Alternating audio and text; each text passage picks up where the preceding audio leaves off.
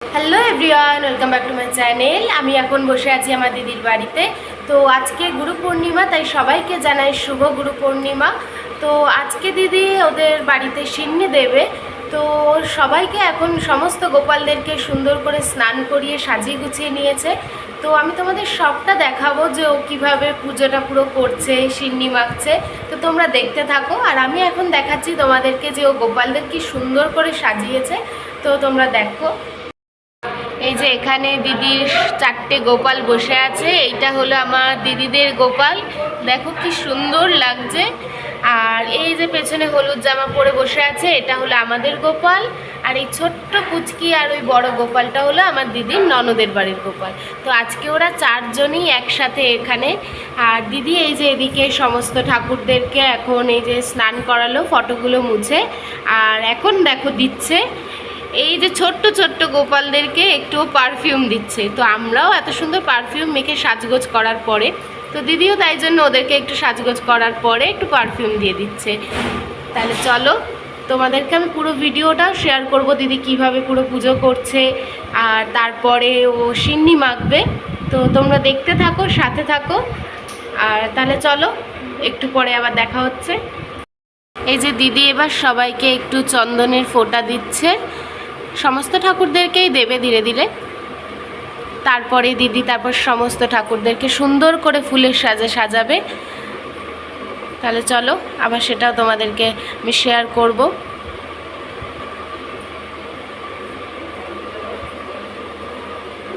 আর দিদিদের এই যে লক্ষ্মী ঠাকুর খুব সুন্দর, আমি ওদিকে পরে গিয়ে তোমাদেরকে দেখাবো।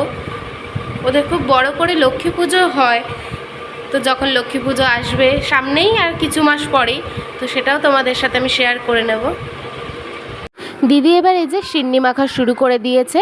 দিদি প্রথমেই সুজিটাকে বেশ কিছুক্ষণ ভিজিয়ে রেখেছিল। তারপরে তার মধ্যেও 5 রকমের ফল ও দিয়েছিল, শসা, আপেল, সপেদা, আম, কলা। তোমরা যে যার মতন ফল নিজেদের পছন্দের মতো করে দিতেই পারো।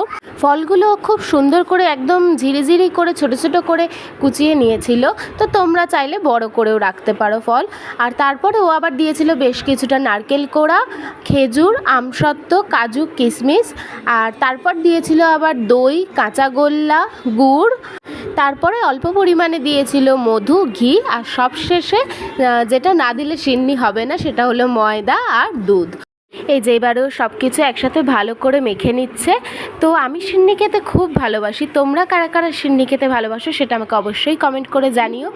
এই যে দিদির সিন্নি মাখা শেষ। এবার দিদি সমস্ত ঠাকুরদের থালায় সিন্নি দিচ্ছে, আর তার উপরে অল্প করে আবার মিষ্টি দিচ্ছে।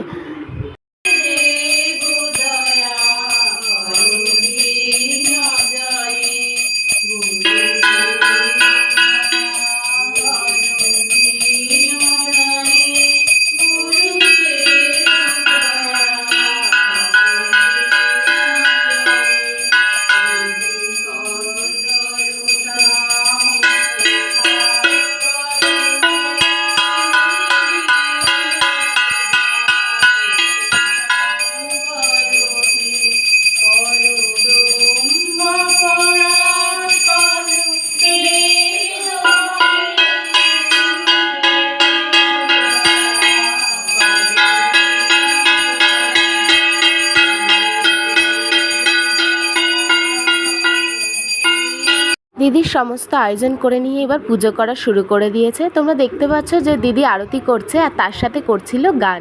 দিদি এবার ধূপ দিয়ে আরতি করার পরে জল শঙ্খ দিয়ে আরতি করছে, তারপরে আবার ধুনো দিয়েও আরতি করবে। দিদি যতবারই পুজো করে ওর দিকে আমি এভাবেই তাকিয়ে থাকি, তার কারণ ও খুব সুন্দর করে যত্ন করে গুছিয়ে পুজোটা করে। ও আবার আরতির সাথে সাথে গানও করছিল, ওদের গুরুদেবের গান, ভবসাগর তারানো। আমার তো গানটা খুব পছন্দের। তোমাদের কার কার গানটা ভালো লাগে সেটা আমাকে অবশ্যই জানিও। আর বলে রাখি, সামনেই তো আসছে আবার জন্মাষ্টমী। আর ওদের বাড়িতে জন্মাষ্টমীর পুজো খুব বড় করে হয়। ওদের বাড়ির গোপাল আর আমাদের বাড়ির গোপাল একসাথেই ওদের বাড়িতেই পুজো করা হয়। ও আবার নিজে হাতে পুজো করে, তাও আবার সেই রাত্রি 12টার পর। আর মা আর দিদি নিজের হাতে ভোগ রান্না করে, খুব মজা হয়। আমরা সবাই খুব আনন্দও করি একসাথে। চলো এবার দেখছি ওর পুজো প্রায় শেষের দিকে। এবারও শাঁখ বাজাবে।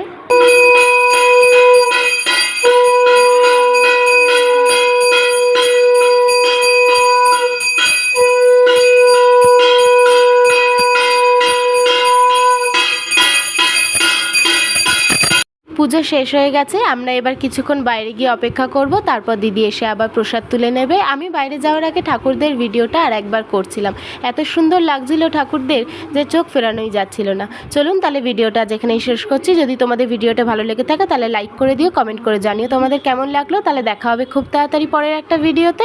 টাটা।